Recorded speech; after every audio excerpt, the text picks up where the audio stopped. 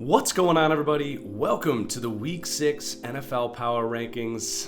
On the bad note, that means the season's already like a third way done. The NFL season just flies by, man. But at least on a positive note, this does mean that the logic hive is probably done at this point. You know, your typical, Team A can't be ranked higher than Team B because Team B played Team C, who beat Team A by 17 points in London when they missed 3 field goals, but also Team Q was 13-point underdogs and covered against Team B. So Team A can't be ranked higher than Team Q. No way. You don't know anything about football. Where is your logic? Yeah, I'm thinking at this point that's probably done. Like the Chiefs beat the Raiders, who beat the Colts, who beat the Raiders. So what does that do for your logic? We got to watch these games, people. You got to form your own opinions. You can't just look at the standings and assume that that's who the good teams are. That's never how it works. ESPN. So let's get into it. Again, guys, please do hit that like button. I'm aiming for 1,000 likes here. You guys have been so good hitting that like button. YouTube's really cranking up how much they value likes. Also, use that promo code FranchiseGuy if you're shopping for tickets on SeatGeek. All right, let's get into it. Number 32, the Miami Dolphins. No explanation there. They're a college team. Let's move on. Number 31, the Cincinnati Bengals. And then the Redskins at 30, like, pick your poison. Both these teams are terrible. The Redskins just fired their coach. Kind of looking forward to a new era here. Dwayne Haskins, I would expect to get the start here. I put the Redskins over the Bengals just because I think that with the new coach in there, that could spark some new energy. This is still kind of a scrappy team. If they can get some of that energy back, they have, I think, a little bit better of a team, a better chance to hang in there against teams than the Bengals, who just can't block anyone on offense. Number 29, the New York Giants. It's just not a good football team. There's a lot of loud, angry Giants fans after they had won 2 games with Daniel Jones against the Bucks and the Redskins. Like, this team just doesn't pass the eye test. The defense is miserable. They have no pass rush. Jabril Peppers is basically the only good thing they have going for them on that side of the ball. Daniel Jones, like, it's been fine, I guess. But he's definitely not the type of quarterback that can, like, carry this team to wins at this point. So 29 for the Giants. The Jets are going to come in a spot higher. I get it. Like, the Giants the last 2 weeks have been a better football team than the Jets. I do think getting Sam Darnold back, they did have that early bye, so they're only 0-4 as opposed to 0-5. I did see this team as more of a 500 football team. I do think Sam Darnold looked pretty good in his first week, so I'm not going to say this team has really any chance of, like, being a playoff team, but I do think that they can rally here and be a much better than a bottom 5 team within a few weeks here. Let's get Sam Darnold back in there healthy. Number 27, Denver Broncos. Yeah, they beat the Chargers. You know, this team's been pretty uninspiring to this point.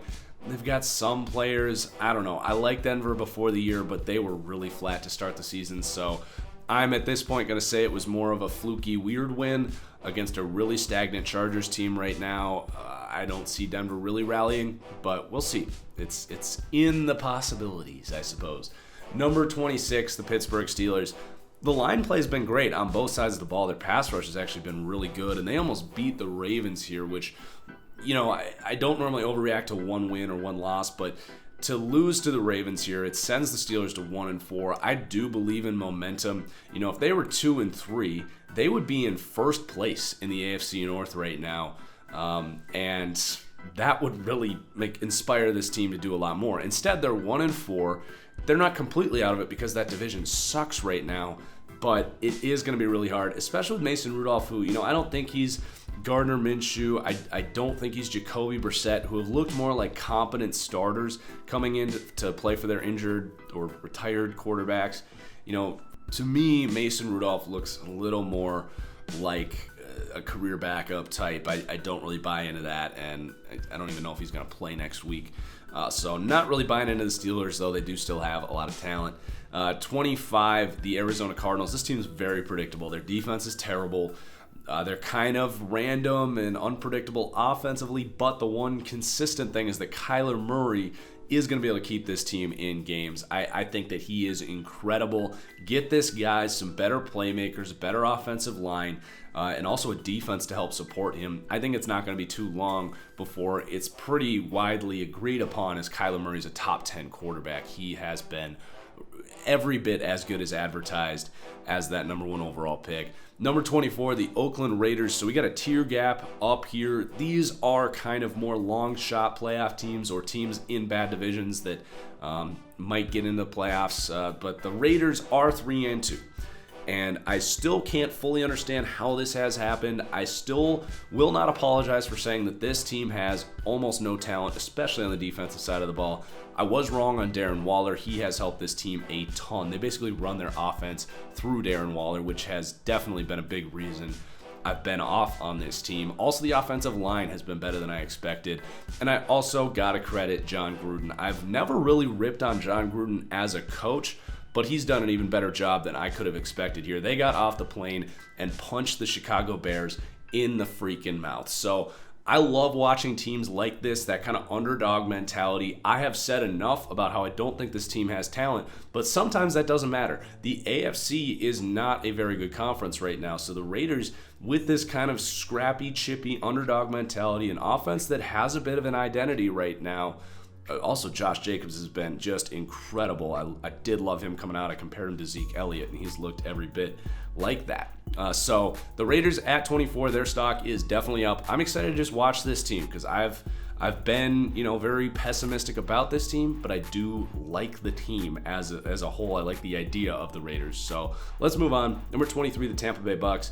They're definitely one of the more predictable teams in the league. They're going to score a ton of points. They're going to give up a bunch of points. They might win. They might lose. Who knows? That's really all you can say about the Tampa Bay Bucks. Also, Chris Godwin is the best receiver on that team. If you disagree, I don't really know what to tell you. Just the guy is incredible. He might be the best wide receiver in the NFL through the first 5 weeks of the season. Number 22, the Atlanta Falcons. Very similar to the Bucks. Now, I do think they have a little more continuity offensively. Just Matt Ryan a little more consistent than Jameis Winston. You got Julio Jones in there. You got a defense, though, that is just melted butter. If they lose again this week and the defense looks bad, I do think it is the end of Dan Quinn in Atlanta. I thought it should have been the end of Dan Quinn when they lost the Super Bowl and they let Kyle Shanahan go. So this has been years in the making. It just, if you're a defensive coach, you actually have to help your defense get better on a year-to-year basis, not worse. And you can't use losing an overrated Keanu Neal as an excuse. That's just not going to cut it. Number 21, the Jacksonville Jaguars. They did lose this week to the Panthers. I will say this offense is fun, man. This is the best quarterback play we've seen in Jacksonville since before Blaine Gabbert. And Gardner Minshew, I think, has just about solidified himself as the man. I don't know what they're going to be able to do with Nick Foles and that ridiculously large contract when that time comes. Probably going to be an off-season thing. Maybe they just cut him and take the dead money and whatever cap relief they can get. But this team kind of trying to stay alive here. A rough loss, but it could still happen. Who knows? Number 20, the Tennessee Titans. Just, God, this team is so consistent. Like, if I just took week to week, like from the last 3 years, like just copied in whatever I said about this team week 5 last year, it would probably perfectly simulate what I'm trying to say right now. Coming off a big win last week against the Falcons, they come home and they can't really score touchdowns and they miss 4 field goals and they lose to the Bills. Like, they're just the definition of average. 19, the Cleveland Browns. This experiment is falling apart. To me, it started with the Zeitler for Olivier Vernon trade. You don't trade offensive linemen for B-level edge players. You just don't do that.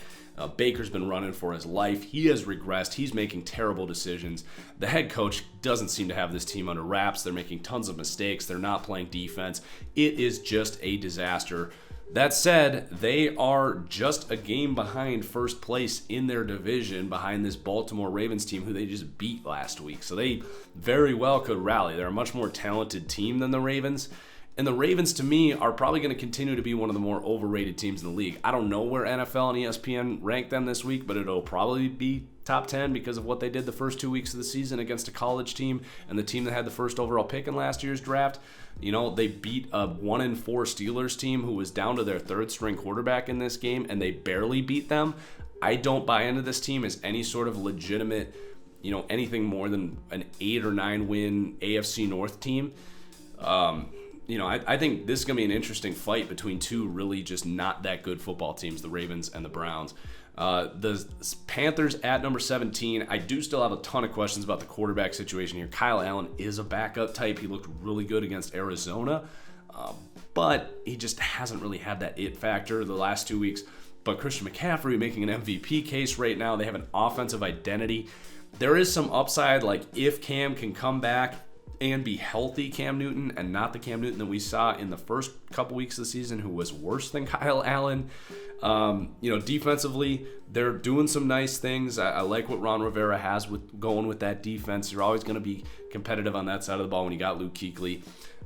This team's interesting. It's going to be tough. The NFC is really competitive, but this team's, definitely stock up right now. Now we have a tier jump up. We got some teams in this next tier gap that are like, pretty legitimate, like playoff caliber teams. They just might have some big obstacles that could get in their way.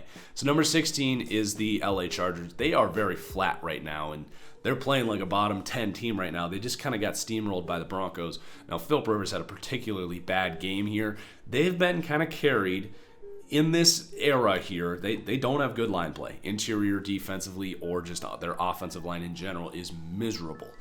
But they've been kind of carried by Philip Rivers being an incredible anticipatory passer, one of the best passers under pressure, if not the best in the NFL over the last few years. Didn't work out for him this week. Sometimes that does lead to estimated guessing from Philip Rivers. Definitely didn't pay out this week. And then just, the injuries stacking up here. Derwin James, their left tackle, Okung's out. They don't have Hunter Henry again. I think Mike Williams got hurt in this game. Like, you can only account for so many of those when you don't have an offensive line. So this team is still in survival mode. That is a very rough loss. If they can get healthy, they can be a competitor in the AFC, but they have a long way to go at this point. The Buffalo Bills at number 15. This is kind of a worse version of the Chicago Bears, in my opinion. Like, their defense a notch below and their offense a notch below. But they also have just a great culture. I think that McDermott is one of the most underrated coaches in the NFL. He's done an awesome job with this Bills team. They know who they are. They know how they need to win. They can hang with anyone, especially if they're at home. If Josh Allen just doesn't make a bunch of crazy mistakes in a single game, the problem is that is very much in the woodworks for this team. Josh Allen could come out and turn the ball over 4 times. He is a high variance quarterback, to say the least. So, it's a very good football team. I think this is probably a wild card team. Their schedule's not too bad. They're 4-1. So good win for the Bills. They also probably should have lost because the Titans kicker missed 4 field goals. But not going to complain about getting a road win there for Buffalo. Any road win for this team, who is very good at home, is going to be big for this team. Number 14, the Detroit Lions. They were on bye, so they're going to stay put here. I still think it's a competitive football team. They got a huge prove-it game this week against the Green Bay Packers, so that'll be a good one on Monday Night Football. 13, the Indianapolis Colts. Huge win this week. They're the biggest riser of the week. No surprise, they went into Arrowhead and looked dominant defensively without 2 of their best players, Darius Leonard and Malik Hooker. You can't say enough about Frank Reich, the Chris Ballard, the front office, the culture they've established here. They're similar to the Raiders with that underdog mentality. Now, with Jacoby Brissett, who to me is a high-end backup, low-end starter type, there's going to be low-floor weeks. You can't always have defense play like this on a week-to-week basis, but their offensive line is dominant. They run the ball. Marlon Mack has been proving me wrong this year. So I like this Colts team. They're going to be, on that fringe of being a wild card team. And, who knows? Anything can happen when you get in the playoffs, but probably pretty unlikely. Now we have a tier gap. These are teams that I can actually envision winning a Super Bowl. So the Houston Texans, now I say envision winning a Super Bowl. I'm talking pretty small likelihood of this, but these are very talented teams that are also in a position to make the playoffs. So the Houston Texans, the offensive ceiling is ridiculous. If Deshaun Watson is on, this is one of the best offenses in the entire NFL. And then defensively, just kind of fly around, let J.J. Watt get to the quarterback. But this is a high variance team. I compared them to, like, if you're a big video game guy, like that berserker archetype for whatever you're playing, where like you go rage mode and you can just go off, but sometimes the hammer or the axe will like hit you in the face and you'll hurt yourself. Like, that's kind of the Houston Texans, a high upside with a lower floor. Like, it's just a very unpredictable team right now. They're definitely one of the most unpredictable teams. The Dallas Cowboys -3. I mean, they've been kind of pretenders this year, right? They played some awful teams to start the year. The Redskins, the Dolphins, and the Giants, is that right? And then they go into New Orleans, and they can't move the ball offensively. And then they just got steamrolled by the Green Bay Packers in Jerry World. Yeah, they came back at the end, but man, this team has a lot of problems right now. I caught a lot of flack on Twitter for some reason. I said that Dak Prescott is just mobile Kirk Cousins. Kirk Cousins has been getting a lot of flack for being that guy that can't really go head-to-head with the good quarterbacks, the good teams. Well, why has Dak Prescott proved anything other than that throughout his career, in my opinion? You know, he's good. He's kind of that systems guy. Yeah, he's mobile, but he needs a lot of help around him. And he's still got the propensity in him for these kind of bad games like he had here. So Dallas -3. That defense also hasn't been as good as I expected either. Number 10, the Minnesota Vikings. You know, I told people, don't panic about the Vikings. This is who they are. They're bullies. They beat up on the crappy teams. But then when they got to go head-to-head, just like we just said about Dak Prescott, you know, they're gonna struggle against the good teams, especially teams that have pass rushes. This team is very easy to figure out, the Minnesota Vikings. If the other team has a top 15 pass rush or so, the Vikings are probably gonna lose because they can't block anybody. But if they play the Raiders, the Giants, the Falcons, who can't get after the quarterback, this team will roll because they have one weakness and one weakness only, and that is the offensive line. And then number 9, the Chicago Bears. They're going to drop 3 here. You know, you hate to use excuses, but clearly the London thing, like we've seen, this is why I say you got to watch the games. We've seen this Bears defense dominate the line of scrimmage, be impossible to run the ball against, be the best pass rush in the NFL, home and road for the first 4 weeks of the season. Then they go across the freaking globe and they come out flat. And the Raiders just punch them in the mouth on both sides of the ball. Now, the offensive line hasn't been amazing this year, but they were awful this week.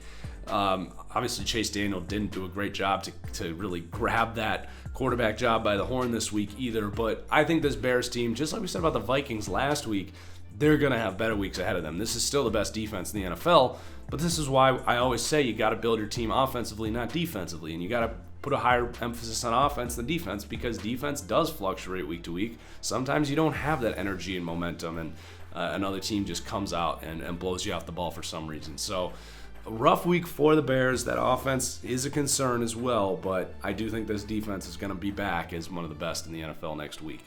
Number 8, the San Francisco 49ers. They're 4-0. None of their wins are overly impressive, but we had been saying that if they can just clean up some of that sloppiness that was affecting them the first few weeks, this team can be incredible, and that's what we saw on Monday Night Football. I picked this team to go 12-4, and they're kind of on a hot track to do that. But I do actually rank the 2 teams in this division ahead of them.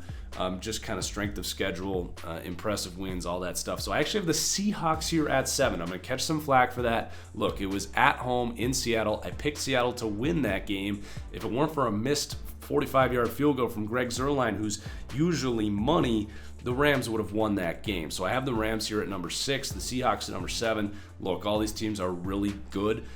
The one thing with the Rams is I think they answered some question marks for me. To see Jared Goff go on the road and play pretty well in Seattle, that's not easy to do. Also, the offensive line's been a big worry for the Rams, and they played much better this week against the Seahawks. So this is a tightly run division here. Niners, Seahawks, Rams, all inside the top 8. We're going to get Niners-Rams this week. That's going to be an awesome game. Number 5, the Green Bay Packers staying put here. Big-time win to go into Dallas and win without Davante Adams. Now, I think part of that is just Dallas isn't as good as we thought. But Aaron Rodgers looking awesome out there. And then just this defense looking great. And then Aaron Jones, wow, what a performance. He was the better running back than Zeke in this game. It wasn't even a question. Number 4, the Philadelphia Eagles. No movement here. They whooped up on a Jets team just like we all expected. I still don't understand why people are so apprehensive about this team. Yes, their secondary is poor, but that front seven on defense is ridiculous. Their offensive line is ridiculous. Carson Wentz is an MVP caliber quarterback. They got playmakers. Like, this team can ball out. I have no reservations about this team in the top 4 at this point. Number 3, the New Orleans Saints.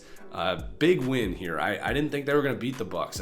I thought that Teddy Bridgewater, after a couple big wins, was going to come back to earth. He did the opposite. He looked awesome this week. Definitely proved me wrong. If there's any player in the league I'm okay being wrong about, it's Teddy Bridgewater.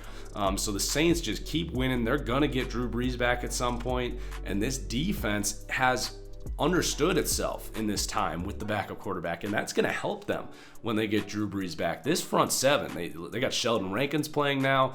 Davenport's playing like a beast. They have Cameron Jordan in there. It's an incredible defense. Their secondary and linebacking core is very good as well. Like, this Saints defense is quietly one of the best in the NFL. Then number 2, the Kansas City Chiefs. Rough loss to the Colts. Just a really rough game. Injuries stacking up here. Tyreek Hill, Mahomes got hurt in this game. The interior offensive line just did not play well in this game. There's brighter days ahead for the Kansas City Chiefs. The defense definitely a concern as well. But we know that this team, when they are clicking and firing all cylinders offensively, they are hard to stop. Number 1, the New England Patriots. Just, again, they're not really playing anyone. Excited to see this team play a real team so we know how good they actually are. I think they've shown some signs of vulnerability the last couple weeks, especially in Buffalo last week. They didn't necessarily kill the Redskins until the end of this game. It was actually close at half. So, they're number 1. Their defense is incredible, just like we said about the Saints. Offensively, I don't really know what this team is. They haven't really shown their true colors yet. They clearly have a high upside with Tom Brady, great offensive line, and some receivers there with Gordon, Edelman, and those running backs, but it just hasn't really all come together yet.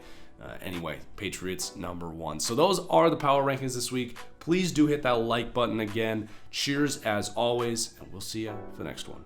Peace.